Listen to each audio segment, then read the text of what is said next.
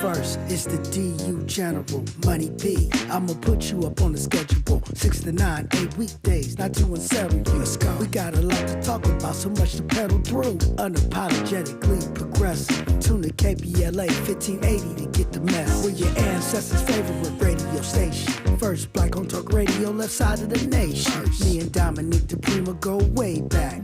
Tag Smiley making sure the station stays black. Discussing all the issues in our community.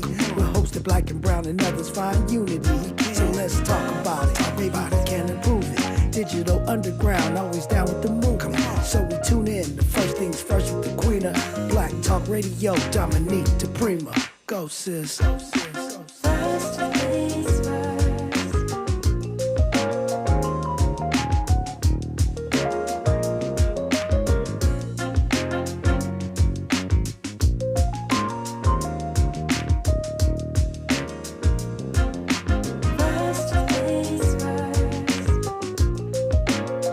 Good morning and God bless.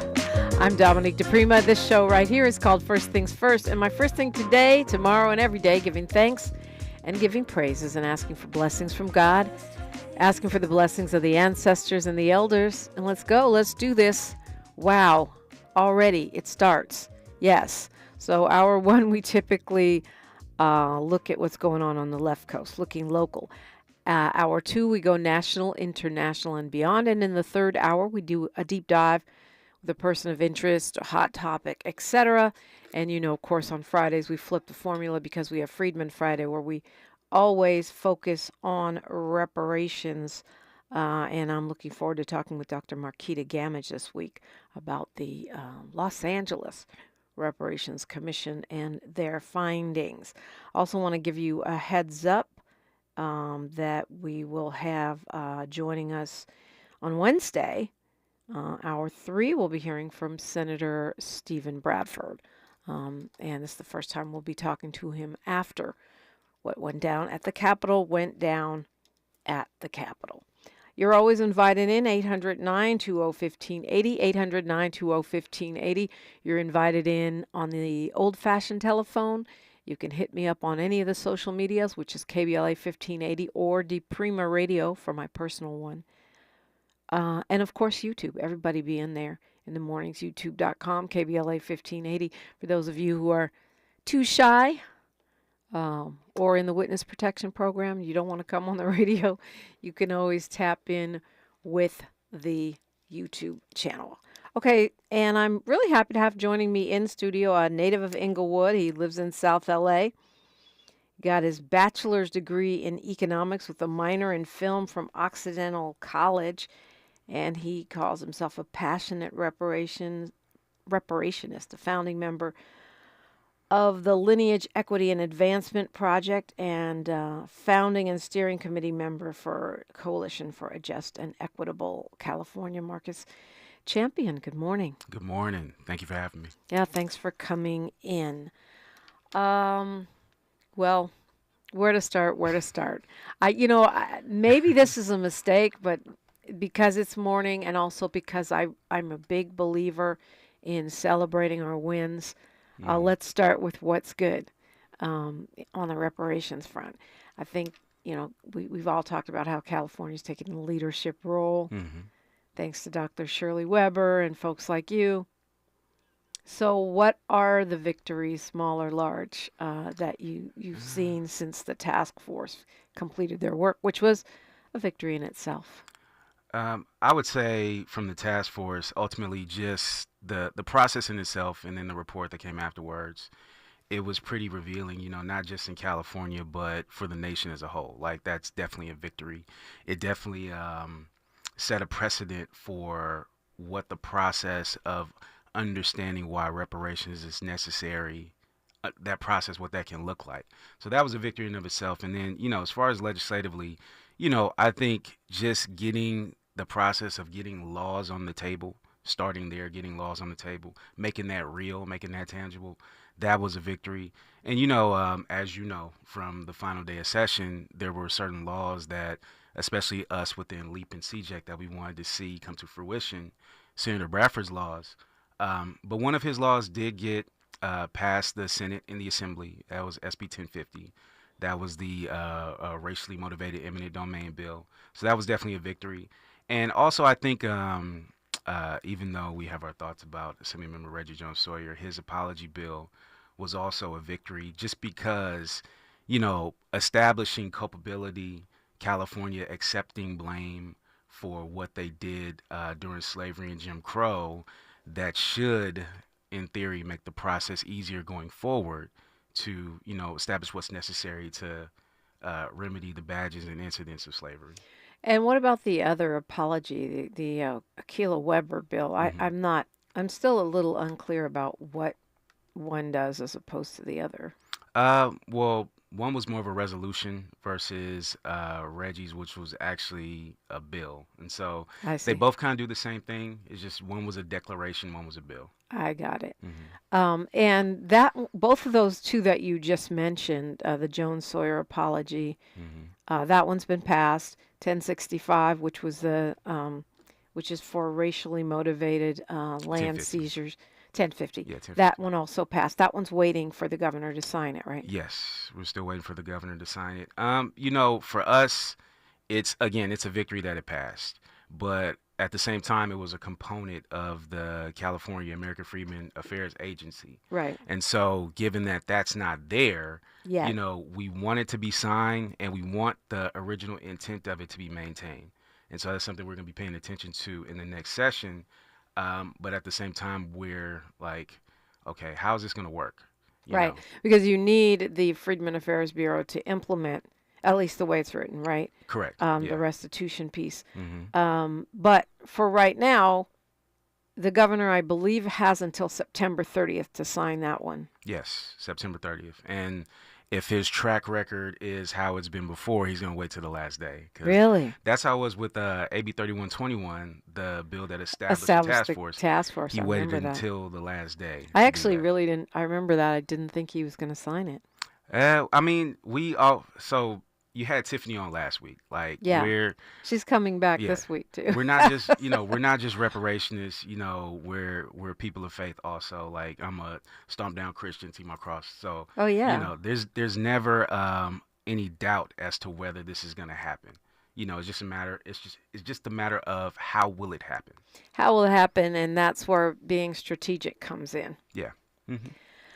Well, as you, I'm sure know, since many of your colleagues have been on this show, that, we've talked a lot about what happened with the California Legislative Black Caucus, the last day of session, well, really the last 2 days, when they decided not to bring these two bills by Senator Bradford to establish the Freedmen's Agency and to establish a funding mechanism, which many people, myself included, believe are foundational. In other words, there's steps you have to make before you can launch a full and robust reparations program, or whether it would be cash payments or whether it would be just administering some of these other goals and policies. And we've talked, I feel like, on and on and on about what happened. Do you want to add to that conversation? Does it even matter what happened? Is the way forward more important than what happened? I don't, I think it's both. The way forward is definitely important because we have to make sure, especially the remaining members of the CLBC, because we know that Senator Bradford, Assemblymember Reggie Jones Sawyer are terming out, so they won't be there. But the remaining members and then the incoming members, we have to make sure they understand that this can't happen anymore. That can never happen again. Especially since us within L.E.A.P, CJEC, it's beyond just, the typical public engagement. Like, we've been meeting with these folks for the last 2-3 years or so. And so we have a very clear understanding of what's been going on. And so the road forward is important, but also what happened is important too. Like, we have to never forget that, because we know that, it was a lot of internal bickering and personal feelings that derailed historical legislation. And this isn't just, I got to quote someone I know, Friday Jones. She said in the town hall we did week before last, this isn't like a bill to put traffic lights on Compton Avenue. Like, this is reparations. You don't let your personal feelings get in front of that. So I think both are important. What happened as well as moving forward. So it sounds like you are convinced that, I mean, if you read Assemblywoman Tina McKinner's piece, it seems like it was very much infighting. That you know, because she places the blame on one member, and that member, I mean, based on her description, is Senator Stephen Bradford. Yeah. But I, interviewed Senator Lola Smallwood Cuevas, and she said that they had concerns about the bills. That's what it was. They felt that there was an issue with the oversight. And if you look at the CLBC statement, they say about the funding mechanism, they don't even promise to take it up again. They say they refer questions to Senator Bradford's office. With the agency, they commit to, standing it up next legislative session. And then there's been other conversation about concerns that the governor would veto being the reason behind this. And that's actually kind of how a lot of the mainstream media went with it, saying they were saving the governor from having to make a tough decision. It sounds like you just think it's the latter, the former, that you just think it's infighting, pure and simple. I think it's infighting as well as covering for the governor. I think they got tricked into believing that they could cover for the governor and then everything would fall on Senator Bradford. And if we didn't go up there and make noise, if we haven't been, intimately involved with this process, that's probably what would have happened, because the public just would have seen bills fail and then everything would have fell on Senator Bradford. But the fact that, again, we've been in this pretty deeply, we understand that, no, it wasn't that. And then also all of their reasoning behind the structure of the agency, not being to participate in the legislative process, which is what they said in the statement. None of that makes sense. Especially SB 1403, that was a bill that was last year SB 490. That was a bill that was gutted and amended and created the agency. And so that happened around August. I know the CLBC had their meeting to establish what would be priorities of their bills in October. And so then SB 490 was reintroduced as SB 1403 in January. And again, they all signed on as co-authors to the final version of the bill in May. So if you've been able to see legislation pretty much a year before the final day of session, if you saw it introduced in its form, because SB 490 originally, the Freedmen Affairs Agency, it had like 10 to 12, 13 offices in it. Cultural affairs, immediate relief, legal help for citizens. It was a bunch of different offices that were in there, not just genealogy and not just legal affairs for the agency itself. And so it got whittled down because for us, again, we met with everyone. We met not only our CLBC members, we met with different caucuses. We met with the Hispanic caucus, the Jewish caucus. We met with different members throughout the just administration period. And of course, anytime we sat with somebody, it was the budget. Because what we were trying to do was to get folks to take up bold legislation. Who's going to take up the agency? Who's going to take up cash payments? Who's going to take up education, healthcare, things like that? And so nobody was really ready to be bold besides Senator Bradford, and they cited the budget. And so, back to originally what I was saying, if this was gutted and amended in August, if this was introduced in January, if you signed on as a co-author in May, if you're... And of course, you're talking August of 2023. August of 2023. Put the timeline Correct. Yeah, in perspective. If you're passing it through your committees as late as June, then at what point are you not able to participate in the process? Typically, you don't let that pass through. And I should say, not even June, because it passed through appropriations after that. And I know Assemblymember Bryan is a member of Assembly Appropriations. Yeah, I think it was July it went through appropriations, something if I'm like not mistaken. that. Talking with Marcus Champion, you're welcome in, 800-920-1580. Yeah, we're going to keep talking about reparations. We talk about it every week, and certainly we are at a crossroads in the state of California with reparations. We'll continue the conversation, but you're welcome to call in about whatever's on your mind. It's KBLA Talk 1580. She's reclaiming her time on KBLA Talk 1580. More First Things First with Dominique DiPrima when we come forward. Tabitha Smiley's new book, The Covenant with Black America, 20 years later, is now on sale everywhere. This classic text shot to #1 on the New York Times bestsellers list almost 2 decades ago. If you have the original book, you will surely want to get this 20th anniversary edition with powerful new contributions from today's leading voices. This 20th anniversary edition presents a compelling blend of historical insights and contemporary urgency in this critical and unprecedented election year. Get your copy of The Covenant with Black America 20 years later today. We're thrilled to announce that the Dear Future Wifey podcast is now available on the Urban One Podcast Network. This show, hosted by Latiris R. Whitfield, explores the journey of discovering and rediscovering love and relationships. With over 500,000 subscribers on YouTube, Dear Future Wifey has become a prototype for discussions about love and relationships. Learn how to rediscover love, heal, and have faith in relationships. Go to urbanonepodcast.com or wherever you get your podcasts. At Charmin, we heard you shouldn't talk about going to the bathroom in public, so we decided to sing about it. When you're rolling Charmin, ultra soft on the party. Less is more, so roll it back, everybody. Charmin's irresistibly soft and hella nice. The grip is always soft. It's our party vibe.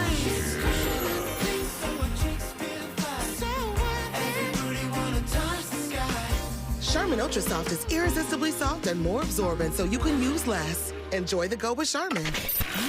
We've got a lot to talk about. I'm Reverend Gerald, the life coach. Is someone you love struggling with addiction and mental illness? Is improving your family's health important? Want to leave a legacy that your family can grow? Are you ready to enhance your perception of life experiences? Then wake up weekends at 7 a.m. with Urban Family Focus and get the wisdom, opportunity, resources, and motivation to live your best life. Join the conversation on Urban Family Focus Saturday and Sunday at 7 a.m. Unapologetically progressive. KBLA Talk 1580. We've got your black. Oh no, stomach issues again? Stomach issues? Who are you? Your pancreas. I could be the real reason for your diarrhea, gas, bloating, stomach pain, or loose oily stools. I thought it was my stomach. People often do, but any of these symptoms could mean having a condition called exocrine pancreatic insufficiency, or EPI. With EPI, the pancreas doesn't release enough enzymes to break down food, but EPI is manageable. Use the symptom checker on identifyepi.com and speak with your doctor. That's identifyepi.com. Sponsored by AbbVie. I occasionally have nerve discomfort in my hands, so the things I love to do... Let's play something, Grandma. ...became difficult as I got older. If you have occasional stabbing and burning in your hands and feet, try Nervive Nerve Relief. Nervive's clinically studied dose of alpha-lipoic acid reduces occasional nerve discomfort in as little as 7 days with continued daily use. Say yes to healthy nerves with Nervive Nerve Relief. These statements have not been evaluated by the Food and Drug Administration. This product is not intended to diagnose, treat, cure, or prevent any disease. Your ancestors' favorite radio station, and your favorite morning show host. Let's get back to Dominique DiPrima right now. Yes, we are indeed talking what's going on local, but in this case, really impacting the national as well. And Ronald Malone says, God bless you and good morning, KBLA family. Rest in peace to Tito Jackson. Rest in peace indeed. I hope I get a chance to play an interview that I did with Mr. Jackson a couple of years ago when we first started KBLA, and it was pretty amazing.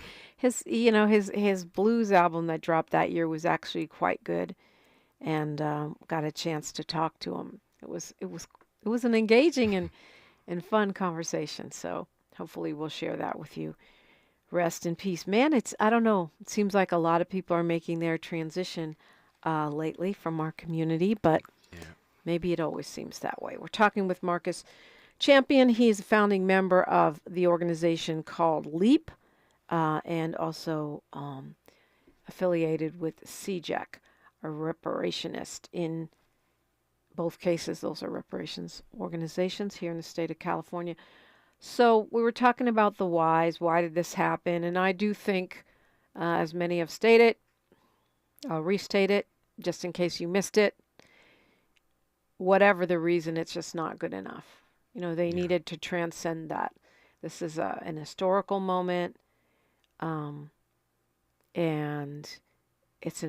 our leadership is important So we have got to transcend stuff and make those victories happen. We've reached out to all of the legislators, and we'll see. We'll see who comes on. I think, to his credit, Isaac Bryan came to a town hall meeting we had in Lamert and came on the show. Senator Lola Smallwood Cuevas came on last week. We'll hear from Stephen Bradford this week, and we'll see who else decides to come on board. But I think your conversation or your comments about being so engaged in the process prior to this happening. Mm-hmm. So I heard from several people prior to that vote, okay, we have the votes. This is going to happen. And a lot of us just really felt like, just put it on the governor's desk, like, let's see what he does. Because even if it fails, we try again. Like, that mm-hmm. wouldn't be the first time. I mean, that's what happened with the police decertification bill that Senator Bradford brought, right? It failed. Mm-hmm. And then he brought it back again, and it passed. Yeah. So I think that gives perspective just in terms of the fact that you were blindsided, but not because you weren't present.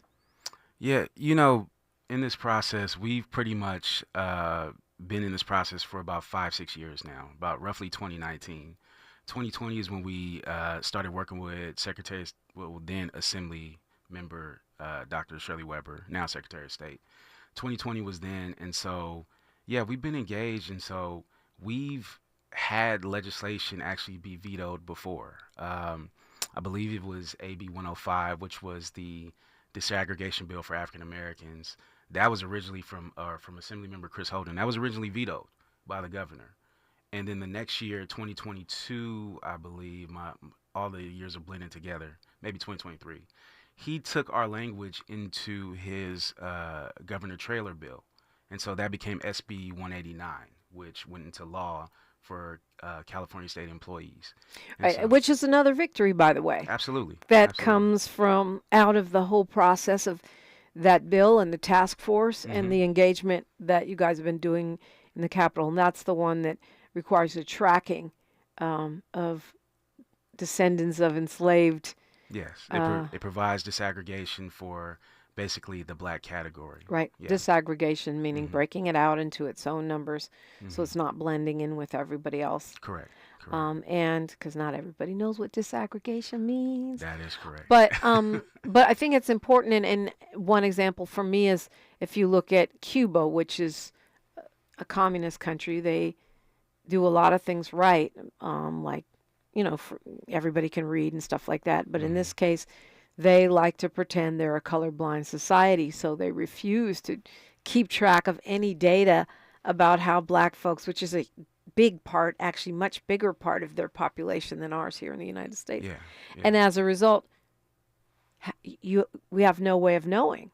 Yeah, no way of knowing, and especially important within employment, because you need to know if there's some type of, backdoor discrimination going on, especially for our folks, descendants of persons enslaved in the United States.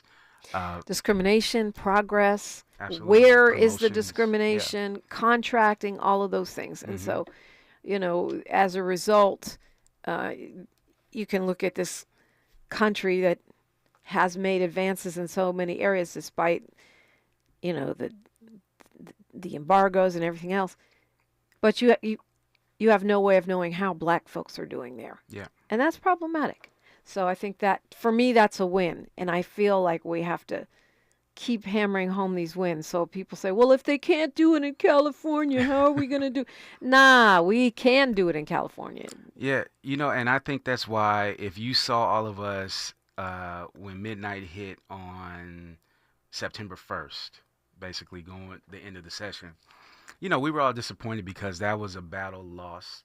But we understand, this is a whole greater war that's going on, and everybody was in good spirits despite folks were hot though. No, we were upset. I mean, and understandably, I was too. Don't get me wrong. I was actually just in disbelief. Don't get me wrong, we were upset, and every time now I hear one of these legislators speak, and knowing what I know, I get more upset.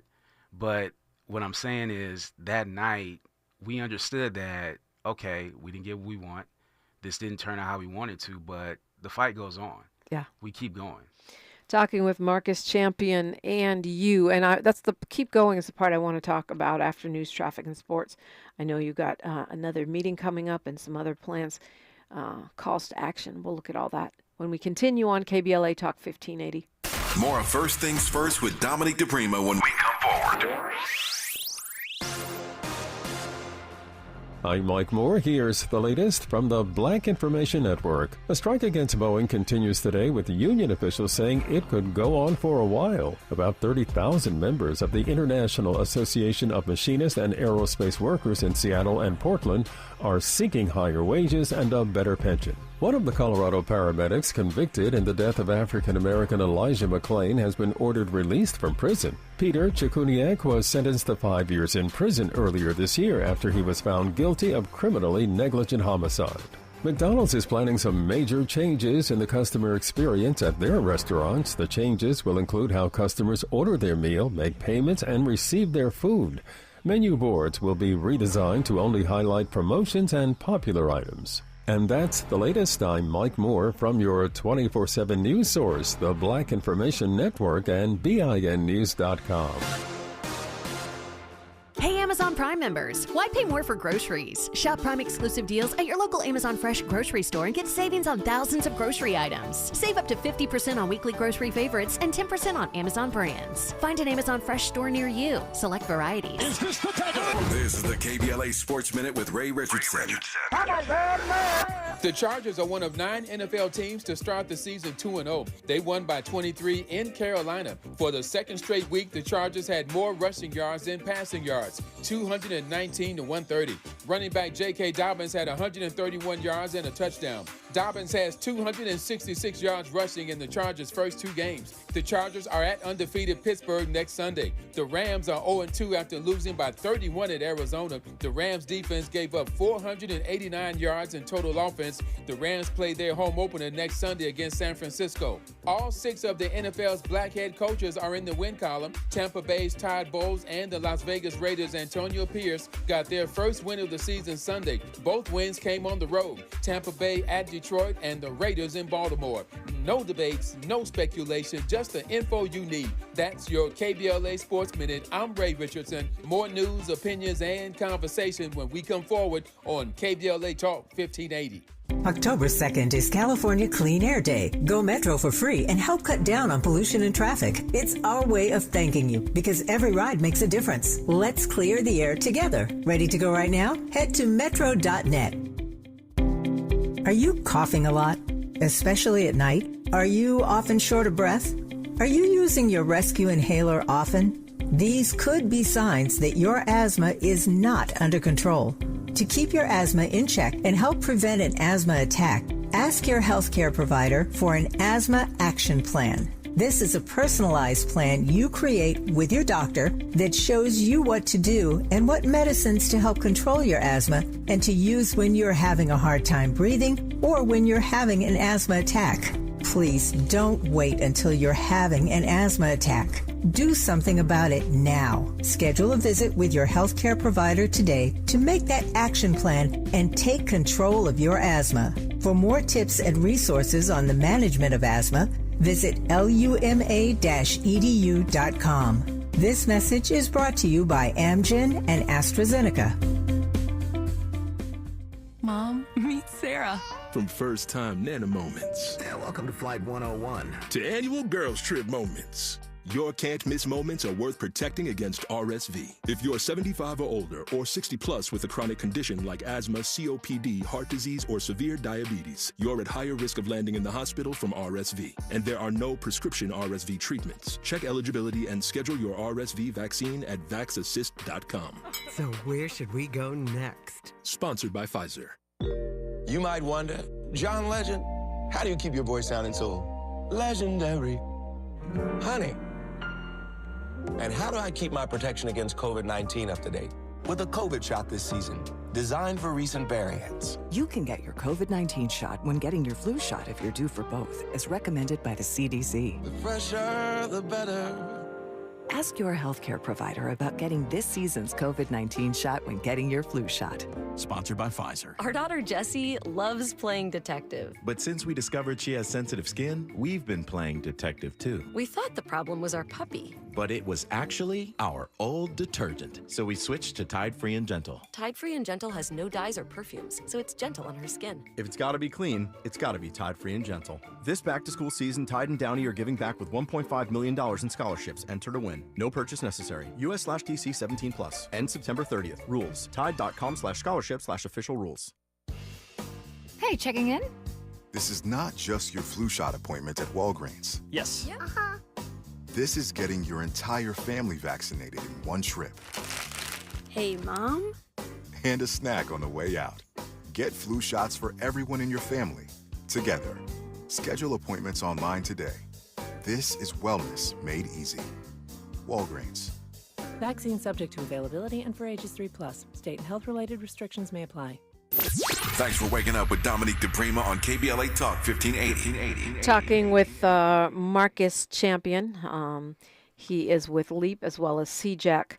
And the one thing that we did talk about, which is a definite, I want to do something about this, what can I do, is you guys have a town hall meeting coming up. Yes.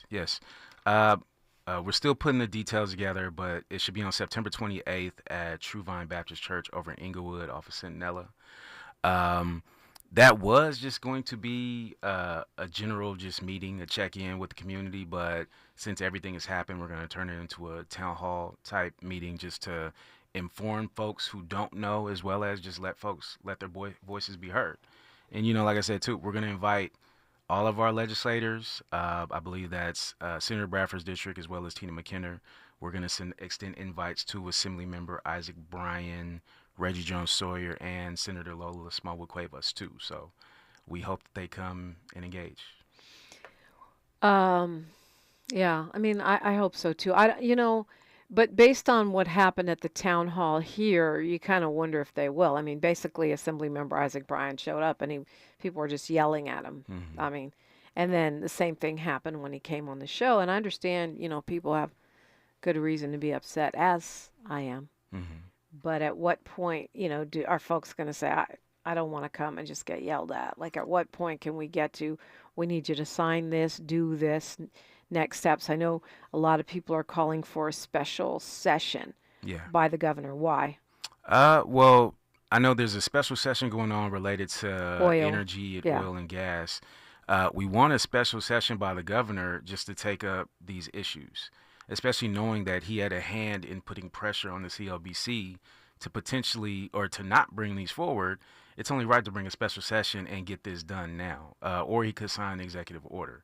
Either way, we don't want to have to wait until a full year to get the Freedmen Affairs Agency in order. It has an effect not just because we have to wait to start laying the foundation and the groundwork to get reparations established, but also legislators have a finite number of bills they can present every year. And so now that these two bills in particular weren't done, that's two bills that could have been other reparations bills that they could have done. And so it has a compound effect, not just it's not done now. Yeah, I didn't realize that if they call a special legislative session, it can only be on that topic. Yes. So that would mean he would have to call a second one. Those are pretty rare. Seems like a bit of a long shot. Yeah, nothing hurts a try but ask. I'm probably butchering that statement, but we got the idea. Yeah, you want to try to get it done because you made a comment before about the support and the votes that Senator Bradford had. SB 1050, after the final vote was done, it passed 72-0. Right. There are 80 members in the Assembly. It also passed, I believe, 32-7 in the Senate. So it had essentially a supermajority vote, which if the governor vetoed that bill, the House or the Assembly and the Senate could come back and unveto that bill because of how many votes it got. And so that just speaks to how much support Senator Bradford had overall. Yeah, or at that point in time. Correct. And reparations in general. I mean, I think it's support for the senator, but I also think it's support hard-fought support for the idea of reparations. Mm-hmm. Another thing I'd consider a victory is the fact that more and more cities and a few other states are starting to take this up. Yeah, it's a catch-22 because you're happy that different places are starting to embrace the idea of reparations, but you want to make sure it's true reparations. There's a lot of instances where it's a lot of just symbolism and pomp and circumstance. You want to make sure that they're doing things the right way for the right reasons. And so, it's depending on where it is, it can be a good thing. Yeah. Yeah. Well, I think in the popular consciousness, it's a good thing because it becomes more normalized. Yeah, overall, definitely. But yeah, there's always fine print and catches. Mm-hmm. So what is everybody invited to this town hall on the 28th, and what do you hope comes out of it?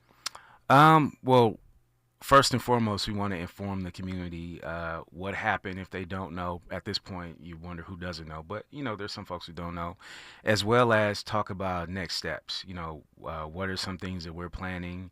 What are we going to do? How can they get involved to help with that? One thing that Assembly Member McKenna told us leading up to the final day of session, we were trying to inquire why the bills hadn't come up yet. And so that's when we learned about, or that's when she told us about, we're not going to put up any bills that are going to get vetoed by the governor. And so our response was, well, you don't think that the most historic reparations legislation in history is enough to force his hand to sign that bill? And she said, well, are you guys going to have 200 people show up to the Capitol, 200 people show up to his house? Based on your track record, I don't think so, is what she told us. And so that was a challenge. That was a challenge. And, that's a lot of what made us in L.A. get in our cars and drive up there. Like I drove, a contingent of us up there. I mean, it wasn't said like, send me 200 people so I can justify this. Nah, it was said like, you guys don't have the juice. Yeah, essentially. And that was a challenge to us. That's part of what made us get in our cars, because we realized they weren't going to bring the bills forward. And then also we also realized is that we unnecessarily have to exert too much force as citizens to get this done. Your job as a legislator is to bring this legislation forward and pass these bills. It shouldn't matter if you got 100 people out there or it's just right. I mean, even in the op-ed in the Sentinel, Assemblymember McKenna says she was disappointed that more people didn't support the process, disappointed people didn't support her other bills. And I mean, it's always nice to have people engaged in the process, but we do have jobs and families, and we go to school, and that's why we elect you. We elect you to do that for us. If there's an emergency, call to action, then whoever can get there will get there. But that shouldn't, like you say, other communities don't have to roll 200 strong to get stuff done. Absolutely. And I think that is the strategy that is being taken, at least by some of the CLBC members. It's a bad strategy to blame the public. We had Chair Lori Wilson talk about being attacked. We had, as like you mentioned, Assemblymember McKenna in her op-ed talked about no public support. Senator Smallwood Cuevas, she made a statement in her op-ed that said she had never seen us before until that day. And that's hilarious because, CJEC was an anchor org for one of the 7 anchor organizations for the California Reparations Task Force. With the task force to get the report done. Yeah, Chris actually did a town hall with her and Assemblymember Reggie Jones Sawyer last year. We had the flyer pulled up as soon as we read that op-ed. Like, I can't believe she said that. And so just statements like that, it's trying to pass the buck and not take accountability for what they didn't get done. Well, since you went there, I mean, the governor went as far as to say that the lawmakers are owed an apology. And from what I gathered, not just from his statement, but from things that have been said to me on background or off the record, that that's really pointing the finger at a lot of Lineage folks. Yeah. And I think the reason for that, if we're being fair, is that there's a lot of folks online who are pretty nasty and out of control, and that's getting sort of lumped in as all one group. So I'll say, before I really get into depth on that, that L.E.A.P, the Lineage Equity and Advancement Project, CJEC, Coalition for a Just and Equitable California, we don't engage in any type of threats, doxing, anything that is unethical, any of that at all. We do our advocacy as we're supposed to. We contact our legislators. We keep pressure on our legislators by constantly following up. And then, like the end of session, we show up when we need to. Like, we've been in this process for over 5 years now. We're deeply vested. And in terms of what folks decide to do who are just out in the public or on the internet, that's not our responsibility. But no one who is a volunteer or leadership within L.E.A.P or CJEC engages in anything like that. And Jen, just to expound on that, you mentioned what the governor said. I also took a note of what Senator Smallwood Cuevas said when she was on your show last week. She said that we were mimicking the model of white supremacy from these anti-black organizations who attack. And that is one of the most profoundly insulting things that you can say to not only folks who are members of your community, but who are supposed to be your constituents. All we are is folks who were regular black people who've grown up in this city, you know, different parts of L.A. I'm from Inglewood. And all of us saw within our lives something that wasn't right and a need for a change. You know, you mentioned that I graduated from Occidental College. My wife also graduated from there too. And so we're 2 degree-having people. Did you guys meet there? Yeah, we met there. Oh, my senior year.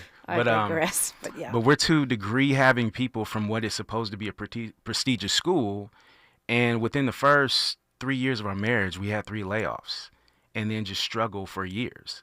And so we're doing the things that you're supposed to do to achieve this American dream, but life isn't looking the way it's supposed to. Yeah. And so at some point, you know, we got involved in the fight to pursue reparations because we understood that's what's necessary.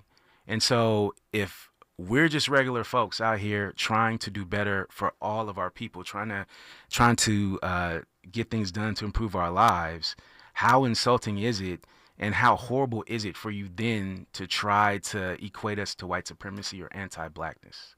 That's terrible. I mean, I have to say you're not the first person who's mentioned that comment to me. A couple things from the YouTube chat. Forensic Accountant says, which gubernatorial candidate is in support of reparations? If there isn't one, the time is now to draft one. Any thoughts on that? As far as other candidates, I'm not sure. I know Senator Bradford is running for lieutenant governor, and that's who I personally support. You know, as far as the governor, it's still 2 years away, and so I haven't really paid much attention to that yet. You can best believe I will be asking them that. 100%. Yeah. When they come through I hope here. he runs for governor instead, but I think he already started the whole lieutenant governor process. The governor is a heavy lift too. Yeah. It's an expensive, heavy lift. Yeah. Miss Lady 309 says, just because we didn't get the airtime since this all began, of course this is her first time seeing us. I assume she's referring to Senator Smallwood Cuevas. You know, that in addition to, again, I think Tiffany mentioned it, we were at every single hearing of the California Reparations Task Force, when they were remote or if they were in person. We were at every single one. Members of L.E.A.P and CJEC gave public comment or were brought on as expert witnesses at every single one. And so I can say pretty confidently, they never saw us, especially Senator Smallwood Cuevas, because they didn't show up until the last one, which was the ceremonial one, when all the reports were given out. We didn't see them at any of the hearings. But you did say you had a town hall, so that they attended. Well, Well, she was involved in a reparations town hall. I think that was after the task force was done. But the point is, they weren't involved with the process until the very end. And so, again, that's another reason to say that I've never seen these people before. Well, we know that's not true, number one. But then also, you weren't involved. You didn't seem like you were very invested during the task force process. So that's probably why you didn't see us, because we were always there. And you made a mention. Oh, okay. I'll pose this question. We'll continue. You can answer it when we come forward. You made mention of having issues with Assemblymember Joan Sawyer, even though you were in support of his apology bill. Interested to know what that is.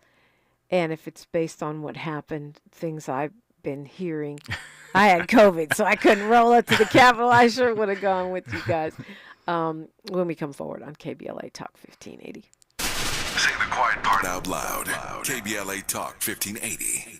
To help combat climate change, L.A.D.W.P. is helping neighborhoods have better access to electric vehicles by awarding nearly $130 million in EV rebates to customers just like you. From big savings on used EVs to building new charging plazas, L.A.D.W.P. is charging ahead to help all Angelenos experience the benefits of EVs. Get rebates of up to $4,000 for a used EV and $1,750 for a charger. Learn more at ladwp.com/EV. That's ladwp.com/EV. Looks like Bobby needs a ride again. Grab the keys. Let's take an auntie to the swap meet. Grab the keys. Whether you're giving rides or hauling gear, do it all in a Chevy SUV. Head to your local Chevy dealer, where well-qualified buyers get 1.9% APR on all 2024 Silverado 1500, Blazer EV, Equinox, Trailblazer, and Colorado models. Chevrolet, together, let's drive. 1.9% APR for 36 months. Monthly payment is $28.60 for every $1,000 you finance. Example down payment 12.7%. Must finance with GM Financial. Some customers may not qualify. Not available with lease and some other offers. Take new retail delivery by 9/30/24. For all of us, this generation and the next, there is simply no place in our lives for litter. And yet, it's everywhere we look, and unfortunately, it does belong to all of us. So let's come together and create a litter-free, clean California once and for all. Remember to properly dispose of your trash and recycling. Secure truckloads with tarps to keep debris from flying out. Clean out your car when you're at the gas station. Take pride in your community by organizing a cleanup event or join a cleanup event near you. Zero litter is the goal. Join us at cleanca.com. That's cleanca.com. Let's do it together. Brought to you by Caltrans. cleanca.com.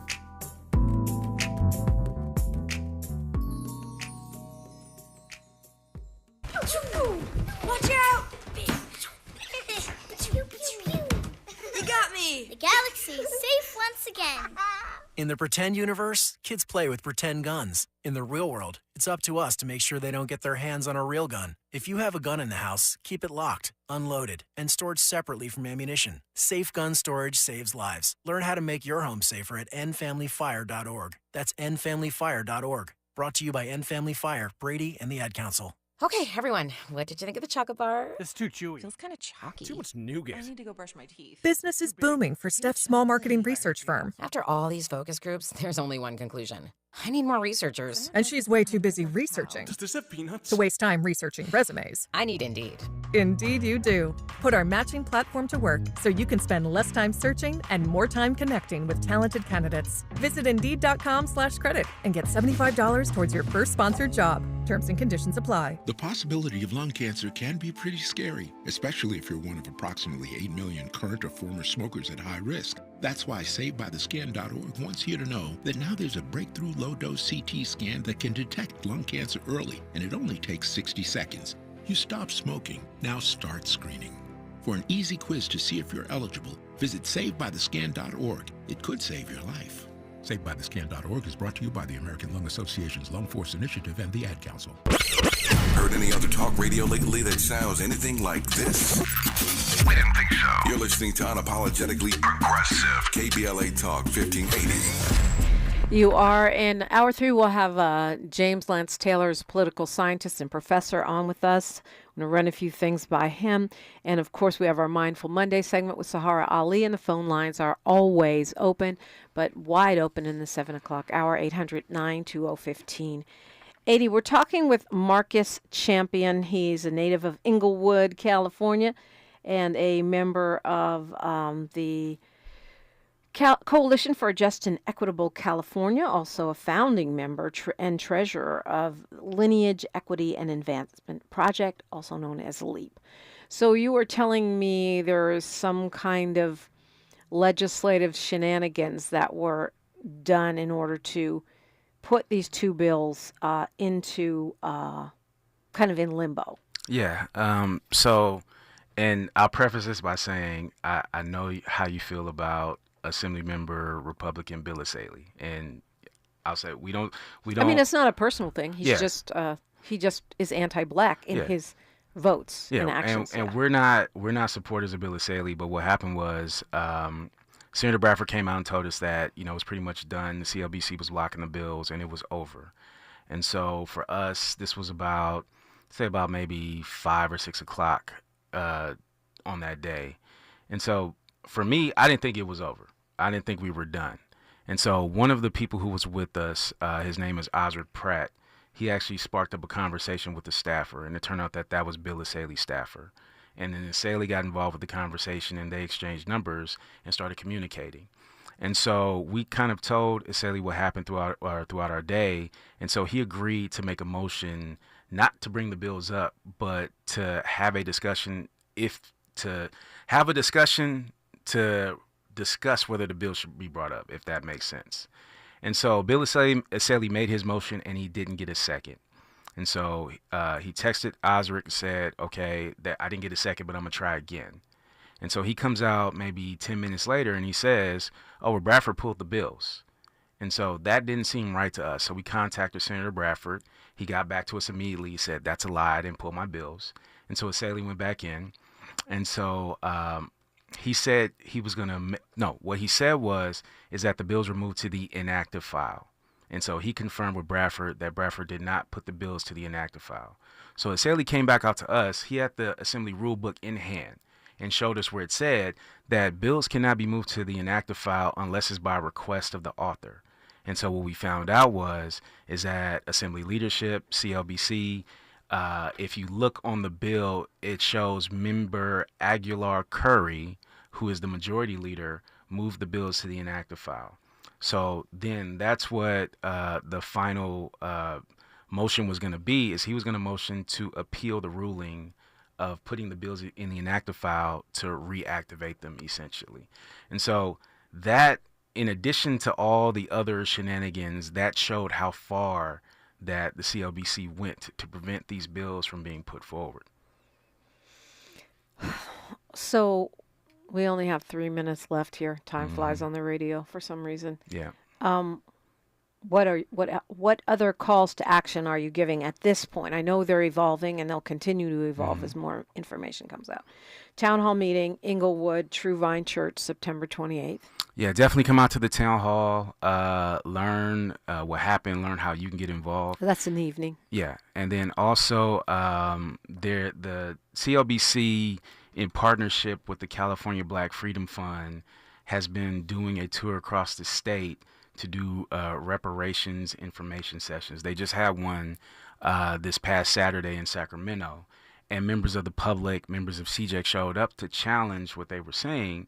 And I suggest there's going to be another one in Fresno. I don't know the exact date, but I know there's going to be one in Moreno Valley on October 5th.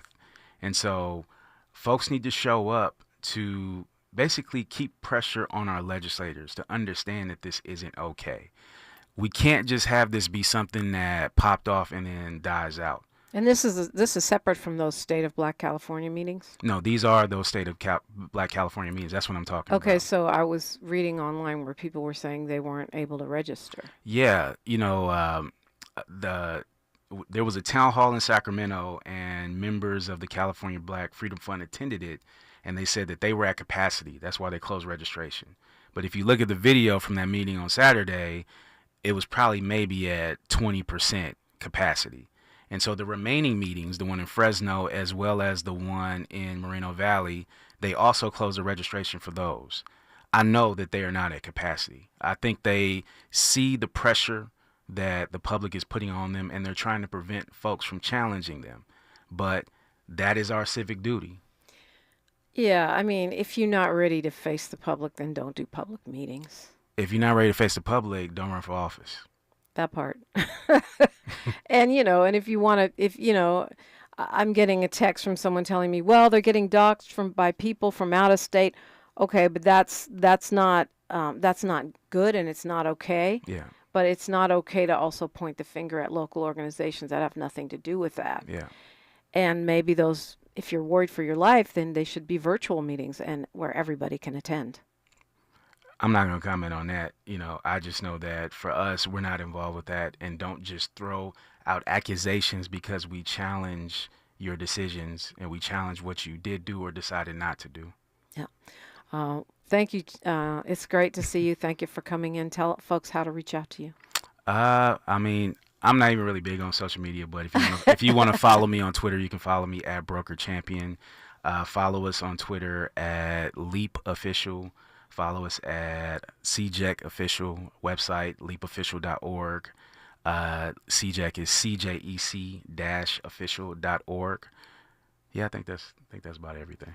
All right. Well, thank you so much for coming in. Thank you. We're going to be continuing the conversation. That's what we do. It's KBLA Talk 1580. KBLA 1580 Santa Monica.